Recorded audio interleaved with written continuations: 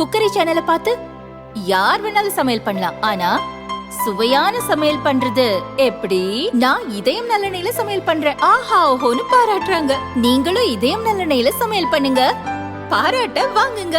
தினம் தோறும் வாங்குவே இதயம் இதயம். இன்றைக்கு இருக்கிற அரசு, ஸ்டாலின் அரசு 22 நாங்கள் விளையாடுகிறோம் சொன்னேன். 30 விழா எடுத்தாங்க. சரி, 27 திருப்பி காஞ்சிபுரத்தில் எடுத்து போறாங்க. இந்த விழா எதுக்காக எடுக்கிறாங்க? கூட்டணி கட்சியெல்லாம் ஒவ்வொன்றா புரிஞ்சுக்கிட்டு இருக்கு. காங்கிரஸ் கட்சியுடைய தலைவர் விமர்சனம் செய்கிறாரு திமுகவை. கம்யூனிஸ்ட் கட்சிக்காரர் மின்சார கட்டணம் உயர்ந்ததுக்கு போராடுறாரு.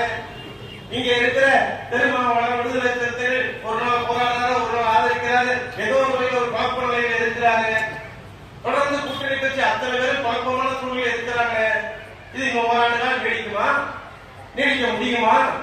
இந்த திமுக அரசு என்றைக்கும் அறிவிக்க வெளியுள்ளாண்டு சொன்ன மாதிரி நாங்க அண்ணா திமுக தனிச்சிருந்து போட்டியிட்டு வெற்றி வர தயாரா இருக்கோம்.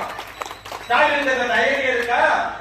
நீ 4 எல்லா தலைவரையும் மேடையில் உட்கார வச்சு சாமியை போட போறீங்க. இப்படி எத்தனை நாள் சாமியை போட்டுக்கிட்டு ஐஸ்வர்ய வச்சுக்கிட்டு கூட்டணி கட்சி இருக்க முடியும்? அந்த கட்சிகள் மக்கள் பாராமரம் கூட தொடர்ந்து இருக்க முடியுமா? மக்கள் உங்களை அடையாளம் காண மாட்டாங்களா? திமுக இருக்கிறவங்க கூட வெறும் பேச்சாளர்கள் விட்டு வந்துடுறாங்க. என்ன பேசி என்ன நடக்க போகுது? இன்னைக்கு ஸ்டாலினை பொறுத்த வரைக்கும் அவருடைய உதயநிதியை முதலமைச்சருக்கு தான் சப்ஜெக்டா. மக்கள் கிட்ட எத்தனை திட்டம் இருக்கு? கூட்டணியை பலப்படுத்துவதற்கு, வழிபடுத்துவதற்காக கூட்டணி பிரிந்து அச்சமுற்று பயமுற்று தொடர்ந்து விழாக்கள் எடுப்பது விழாவை தவிர நீங்க என்ன எடுத்துருக்கீங்க? கருணாநிதிக்கு சிலை வைப்பதை தவிர என்ன சாதனை செய்திருக்கிறீங்க?